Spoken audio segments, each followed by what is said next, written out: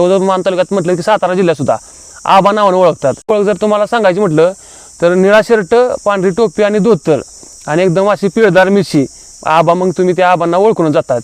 आबांचं जे कष्ट आहे जवळजवळ 35 ते मालकांना आता आपण व्हिडिओ काढायच्या आधीच सांगितलंय मालकाला, जर केळी जर एखादा घडबीड पिकला दिसला तर आपल्याला केळं द्यावी लागतील. तर म्हटलं तुमचा व्हिडिओ काढतो, म्हणजे कसं ठरवून असावं. कारण आपण नमस्कार, आमचं गाव आमची माती या यूट्यूब चॅनलवरती आपलं सर्वांचं स्वागत आहे. तर आज आपण शेती, आत्ता जर मागच्या तुम्ही 2 महिन्यात जर न्यूज बघितल्या असतील की शेतकरी आत्महत्या करतायत, शेतीमध्ये परवडत नाही किंवा शेतीमध्ये नुकसान झालं किंवा अशी विविध कारणं पुढे देऊन शेतकरी लोक आत्महत्या करतात. तर आज त्या आत्महत्या, केळी विकून शेतकरी झाला करोडपती. तर आता हे करोडपती म्हणजे नक्की काय, त्याचं सूत्र काय किंवा त्याचं समीकरण काय? साध्या भाषेत तुम्हाला समीकरण सांगतो की अफवा असतात की अमक्या अमक्यानं केळं विकली, अमक्या अमक्यानं द्राक्ष विकली आणि करोडपती झाला, किंवा त्यानं ही कुठं आता नवीन काय ते कोंबड्या येते त्या किंवा काय तर शेरड येते ती किंवा कुठलं तरी एखादं फुलाचं पीक येतं आणि त्यात करोडपती झाला, असं तसं व्हिडिओ येतात. पण त्याचं सत्यता नसते. त्या मागचे जे खरी इतिहास असतो त्या गोष्टी समजून घ्यायच्या. आता आपण टॅगलाईन तुम्ही बघितली असेल की केळी विकून शेतकरी झाला करोडपती. आता त्या करोडपतीचा पण मी तुम्हाला टोटल हिशोब सांगणार आहे. कसं आहे, जवळजवळ 5 मुलींचं लग्न, म्हणजे खरं तर एक 20 ते 25 वर्षाच्या तुम्ही बॅकफुटला गेला तर आपल्या वडिलांना किंवा आपल्या घरातील आजोबांना विचारायचं की मुलीच्या लग्नाला खर्च किती होतो. पहिला हुंडा देणे किंवा काय गोष्टी, मुलीचं सगळं सामान देणे. आताचा भाग थोडासा वेगळा आहे, पण पहिलं लग्न कसं असतं, साधारण जवळजवळ एक 3 ते 4 लाख रुपये एका मुलीच्या लग्नाला खर्च होता. मग आबांनी 5 मुलींची लग्न केली, म्हणजे जवळजवळ 5 म्हटलं तर 3 5 15 ते 20 लाख रुपये त्यांचा लग्नासाठी. तुम्हीच आता कॅल्क्युलेशन करा, 20 लाख रुपये लग्नाला गेलं. त्यानंतर त्यांचा एक दुसरा मुलगा, एक मुलगा आहे त्यांना, त्या मुलाचे काय तर 4-5 लाख रुपये लग्नाला खर्च सरासरी येतोच लग्नाला. जेवण असेल किंवा काय भांडे असतील किंवा काय बाकीच्या गोष्टी असतील, सोनं नाणं असेल, तर तो 25 लाख रुपये नुसता तुमचा हा झाला खर्च. आणि व्यावहारिक जीवनात मुलीचं लग्न साधारण 18 ते 19 वर्षानंतर करतात. म्हणजे 19 वर्षापर्यंत 5 मुली आणि एक मुलगा, म्हणजे यांचा सांभाळ करणे, त्यांना दवाखाना असेल, त्यांची शाळा असेल, ह्याला एक 20-25 लाख रुपये सरासरी खर्च येतो. म्हणजे हात झाला जवळजवळ 50 ते 60 लाख रुपये त्यांचा खर्च झाला. त्याच्यानंतर आत्ता त्यांनी आता बंगल्याचं बांधकाम चालू केले. मस्त असा बंगला, तुम्ही म्हणू शकत नाही की शेतकरी असा बंगला बांधू शकतो. जवळजवळ 35 ते 40 लाख रुपयाचं त्यांनी बंगल्याचं बांधकाम आता चालू केलं आहे.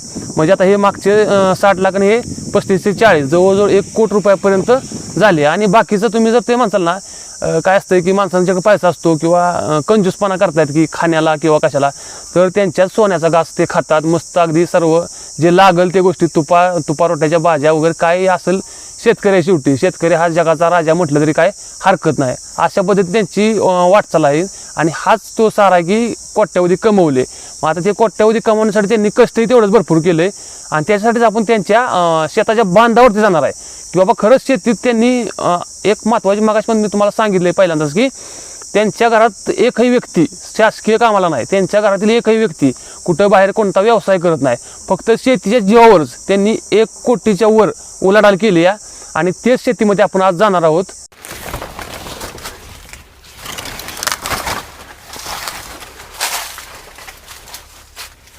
नमस्कार मंडळी, अजून काय आपल्याला पिकलाला घड दिसत नाही.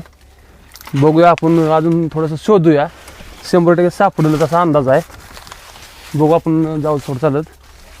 अजून तर इकडं कमळाची दिशा चालू आहे, पण कमळं आहेत लहान लहान, त्यातनं पण केळं अशी फुटायला लागलेत. शोधायला थोडंसं कठीण आहे, आपल्याला थोडासा वेळ लागेल, इकडे तिकडे फिरावं लागेल थोडंसं. 100% मिळेलच आपल्याला घड पिकलेला. आणि जर पिकलेला घड मिळाला तिथं पण आहे, पण थोडासा हिरवाच आहे. तर आपण प्रयत्न करू अजून कुठे मिळतोय का.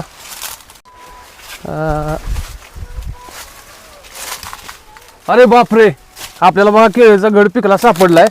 आता जवळजवळ आपण एक 10 ते 15 मिनटं केळीच्या पाडाची केळं त्याचा आपण शोध लावत होतो. भरपूर शोधलं केळं. आता आपल्याला घड सापडला. आपल्या म्हणजे भरपूर कष्ट झाले की आपण, तुम्ही बघू शकता हा पाडाचा केळ्याचा घड आहे. जवळजवळ याला 9 ते 10 पाने आहेत. 9 ते 10 पाने म्हणजे एका फणीत 12 ते 15 केळं असतील एका फणीत. म्हणजे साधारण या केळ्याची फण किती झाली बघा, तुम्ही केळं मोजू शकता. बरोगच असा मोठा घड आहे. थोडासा संपूर्णच पिकला, टोटल पाडाचा घड आहे. तर आता हा पाडाचाच घड आहे का आपण त्याची कशी समजणार, तर आपण त्याची टेस्ट घेऊ थोडीशी.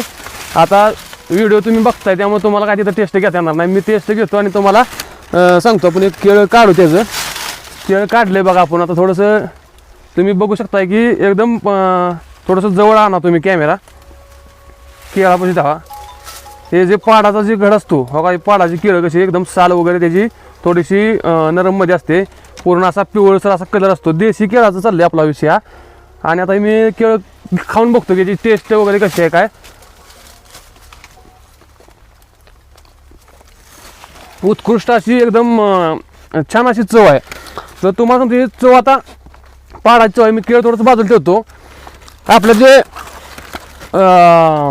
केमिकलयुक्त जी केळं पिकवली जाते ती त्यात केमिकलचा वापर केला जातो. ते आपण त्यात कसं असतं कार्पेट किंवा इतरायला काय इथून काय तर असतं ते आपण काय एवढं काय त्यात एक्सपर्ट नाही. आपण शेतकरी ज्या ह्या केळीचे जे मालक आहेत शेतकरी त्यांच्याशी आपण चौकशी करणार आहे. त्यांच्याकडून सगळं मार्गदर्शन घेणार आहे तुम्ही. तर मी आता हे आपल्यासोबत आहेत नामदेव काळे यांचे चिरंजीव. आता त्यांनी जवळजवळ 30 ते 35 वर्ष त्या यांच्या वडिलांनी केळीचं शेती केली. त्यात उत्पादन असेल किंवा काय गोष्टी असतील ते वडिलांच्याकडून आता बऱ्यापैकी काय गोष्टी आता हे करतायत. वडिलांचं थोडंसं वय झालं म्हणजे म्हातारे झालेत. आता मार्केटिंग मला वाटतं तुम्हीच करता मार्केटिंग पण. हां, तर मग माझा तुम्हाला पहिला प्रश्न असा आहे की आपलं जे आता जे यूट्यूबमध्ये आपला जे चॅनल बघतायत तर विषय काय आहे की शेतकरी आत्महत्या करतो.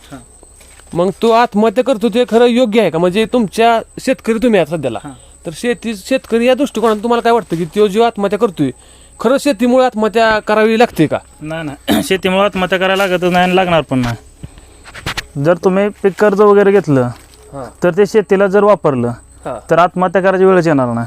बरं, साधा विषय. आता शेतकरी काय करतो की 2 लाख रुपये कर्ज घेतो आणि परत न तो काय करतो की शेतीत उत्पादन मिळत नाही. आता बऱ्यापैकी दर नाही तर काय काय गोष्टीला, आणि तो आत्महत्या करतो. मग खरंच एवढं असं नुकसान होतं का ते शेतकऱ्यांचं? का नुकसान होतं? नुकसान म्हणजे काय माहिती, आता समजा ते 2 लाख रुपये तुम्ही पीक कर्ज वगैरे घेतलं तर ती 2 लाख रुपये तुम्ही शेतीसाठी वापरतच नाही. कशासाठी वापरतात मग ते? अहो काय करणार, 40-50 हजार रुपयाचा मोबाईल घेणार, बाकी इतर खर्च असेल, कोणाचं काय डांगडिंग असेल नको तिकडे खर्च करणार आणि शेतीला 30% पण वापरणार नाहीत. आणि जर मग तुम्ही शेतीसाठी पीक कर्ज घेतले आणि ते 30% सुद्धा शेतीला वापरत नसेल तर शेतीतनं उत्पन्न निघणार नाही. म्हणून मग तुम्ही आत्महत्या करा. तुम्ही शेतीसाठी पीक कर्ज घेतले ना ते शेतीसाठी वापरा ना, तुम्हाला तिप्पट मिळणार आहेत पैसे. आता ही जी बघतोय केळीची पिलं आहे ती मला वाटतं काय तर आय असते, त्याला काय म्हणतात?